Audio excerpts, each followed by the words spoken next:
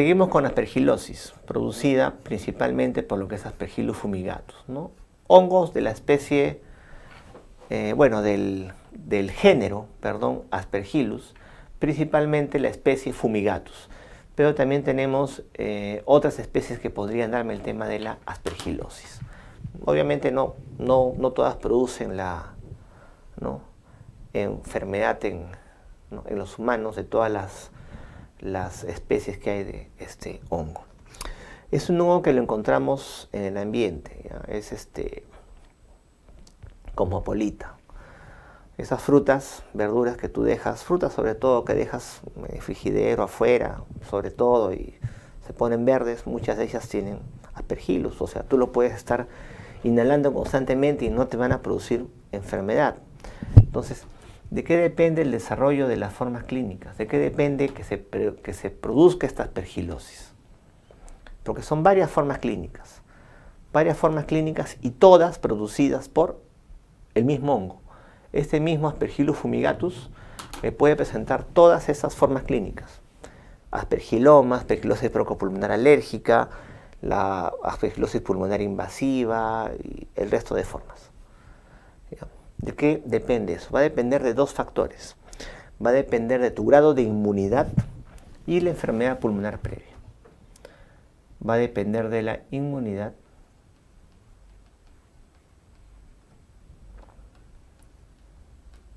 y enfermedad pulmonar previa. Vamos a obviamente revisar las más frecuentes, ¿no?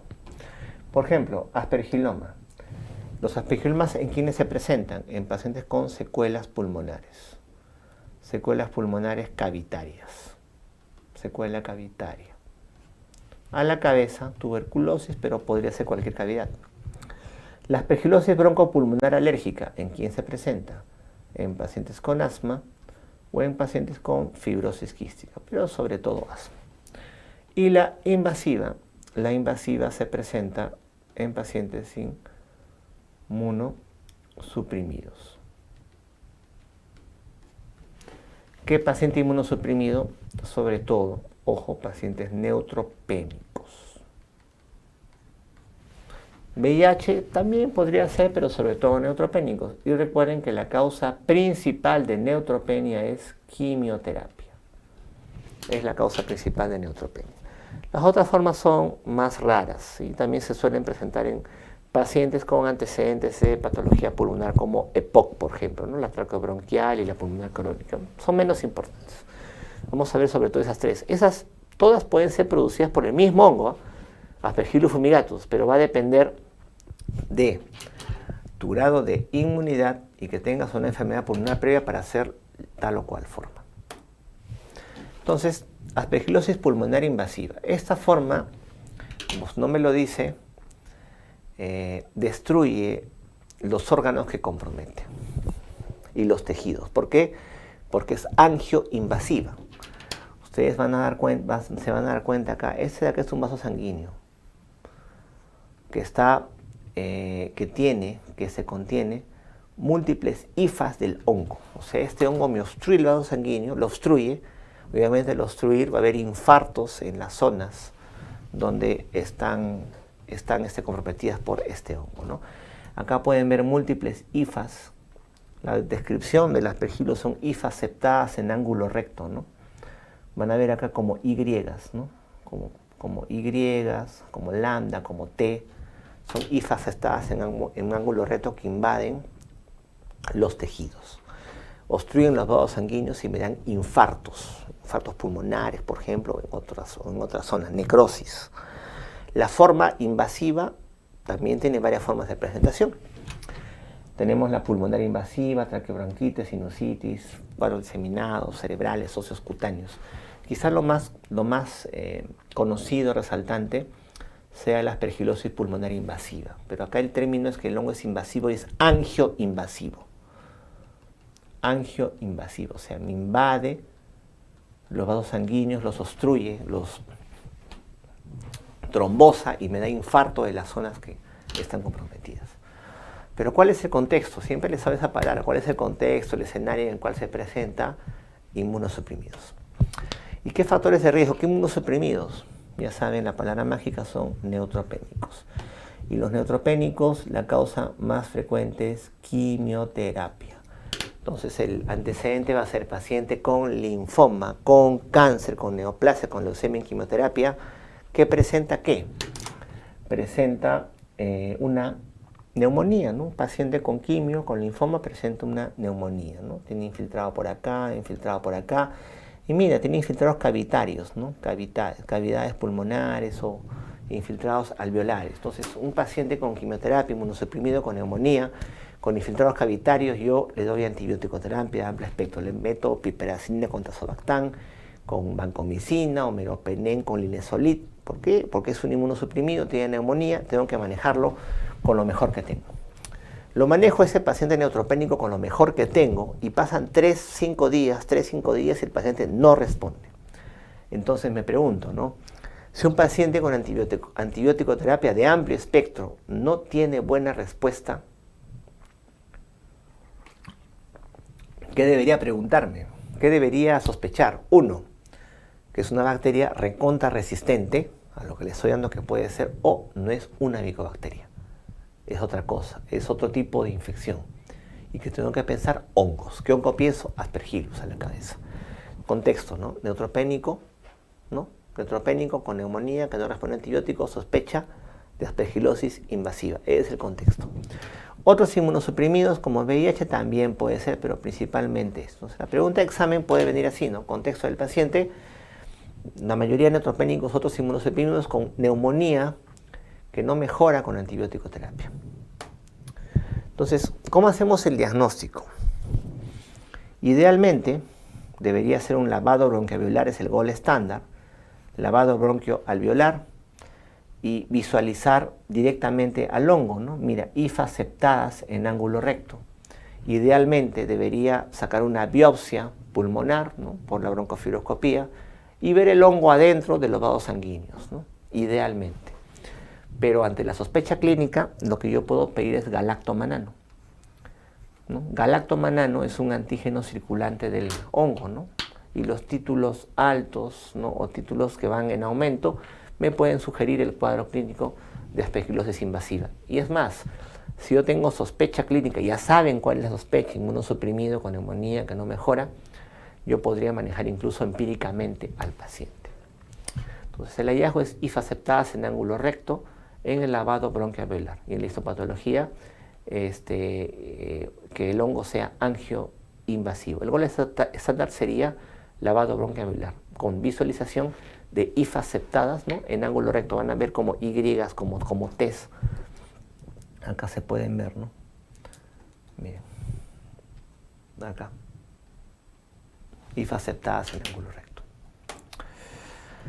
Me puede dar pues necrosis, infartos pulmonares, me dan nódulos pulmonares con un halo más tenue, como pueden ver acá, es el llamado signo del halo, ¿no? Y ese nódulo se puede necrosar y me da el signo de la media luna creciente, nódulos con un halo tenue, signo del halo que le mencionan, nódulos pulmonares sólidos con un halo más tenue, signo del halo, y signo de la media luna cuando ya se necrosa. O sea, me da neumonías cavitadas, cavidades pulmonares.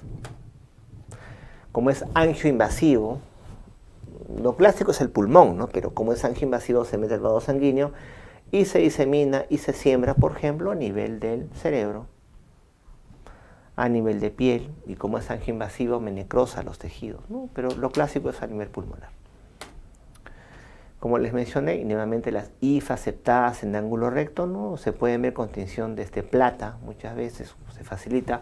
El manejo de lesión es voriconazol. Voriconazol es el manejo de lesión. Alternativas tenemos a las equinocandinas como anidulafungina, caspofungina, micafungina, posaconazol o isavuconazol. Pero el manejo de lesión es con voriconazol, no es con anfotericina. Probablemente antes lo era, antes era la segunda línea, ¿no? Y preguntas muy antiguas, quizás de bancos de recién dado, te pongan anfotericina, pero no, ya no es así, ¿no? El manejo es voriconazol primera línea y alternativas terapéuticas. Incluso podrías usarlo con sospecha clínica. Si se te demora mucho la broncofibro, no tengo galactomanano, indicación empírica, porque esta enfermedad avanza rápidamente. Entonces es la forma más grave. La forma más grave viene a ser lo que es la aspergilosis pulmonar invasiva. Luego tenemos el aspergiloma. El aspergiloma vendría a ser la forma más frecuente. La más grave es la invasiva, la más frecuente es el aspergiloma. ¿Y qué es el aspergiloma? Es una bola de hongos, moco, células.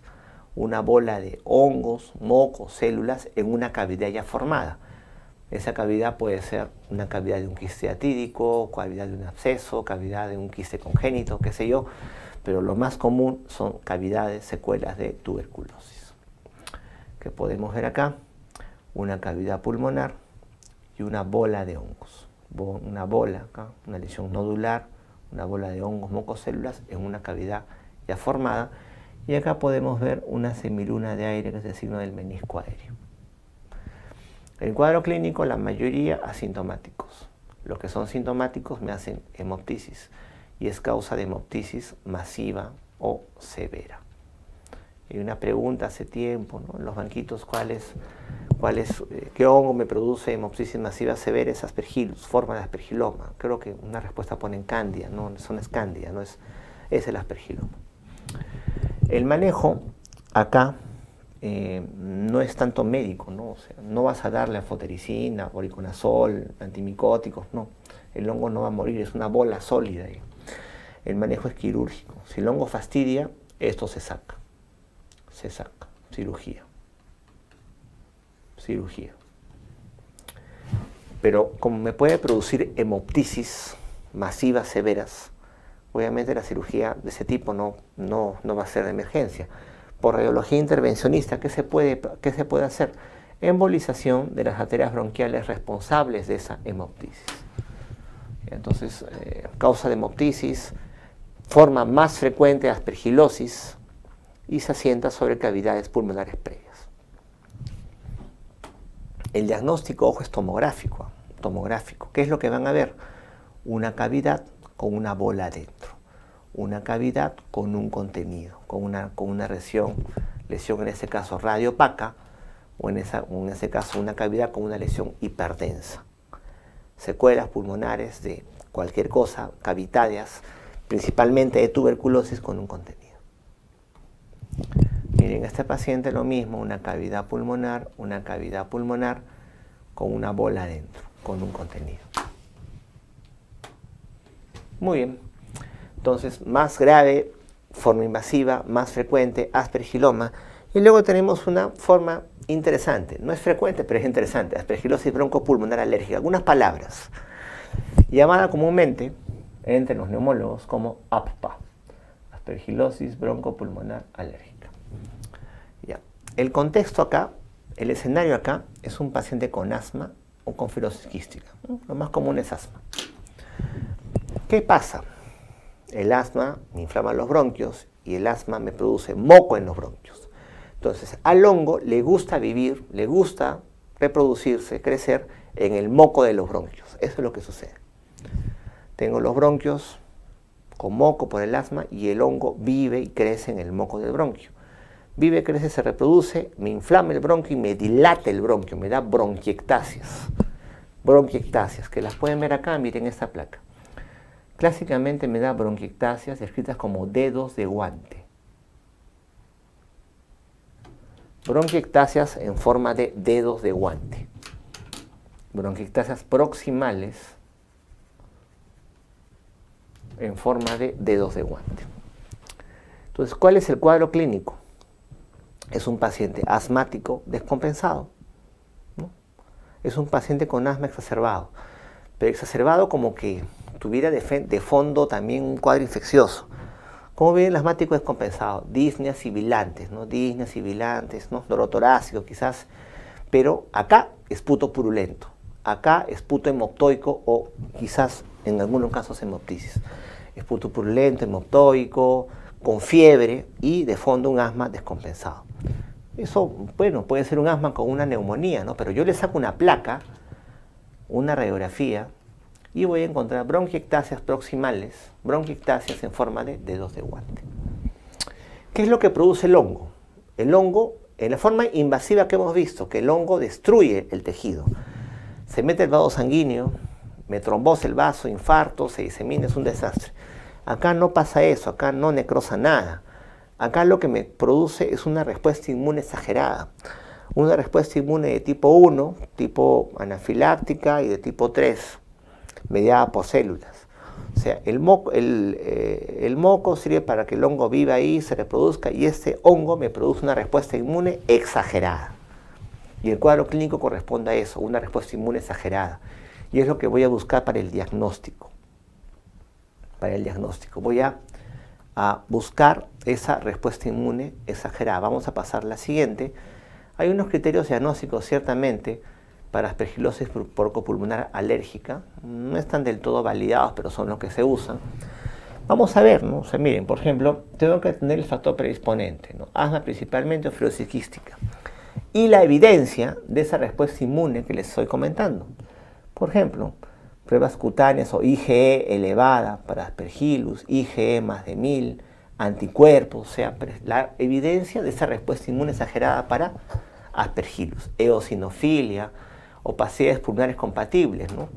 Bronquiectasias proximales en dedos de guante. Estos criterios no les van a preguntar en sí, pero tengan la idea que hay una respuesta inmune de tipo 1, tipo 3, o sea, IgE elevados, eosinófilos elevados, anticuerpos elevados, en ese contexto. Como el tema es una respuesta inmune exagerada, lo que hay que hacer es modular la respuesta inmune. ¿Y qué mejor para modular la respuesta inmune que usar corticoides, usar prednisona? Corticoterapia, 0.5 miligramos por kilo día, una dosis ciertamente menor a la que solemos usar en asma, que es 1 miligramo o 50 miligramos, 0.5 por 14 días, ¿no? Y luego de los 14 días voy a dar dosis menores, pueden ser en días intercalados, por 3 a 6 meses, ¿no? Luego de los 14 días seguidos, dosis intercaladas por 3 a 6 meses. Si les preguntan, manejo de elección de aspergilosis broncopulmonar alérgica, de frente se van a marcar el corticoide. ¿Y los antimicóticos qué podemos dejar? Podemos dejar itraconazol. Siempre dejamos, no siempre, puede ser a criterio del médico, pero sobre todo vamos a dejar en las exacerbaciones o en aquellos pacientes que no puede usar muchos corticoides, por ejemplo, es un paciente diabético también, no sé, ya tiene Cushing de fondo, en aquellos pacientes que tengan dificultades en disminuir la dosis de los corticoides, o en pacientes que ya están en corticoterapia y presentan alguna exacerbación, podré usar itraconazol. Igual por más o menos 4 meses, unas 16 semanas de itra, 200 miligramos es lo que se podría usar. Pero lo que sí vas a usar son los corticoides. Lo otro es la valoración que tengas de cada paciente. Entonces saben en qué contexto se presenta, asma, fibrosis quística, saben el cuadro clínico, el legajo radiológico que es importante, y la evidencia de esa respuesta inmune exagerada. No es necesario que se memoricen esos criterios, ¿no? Simplemente quiero que tengan la evidencia que puede haber acá esa respuesta inmune exagerada tipo 1 y tipo 3 en estos pacientes.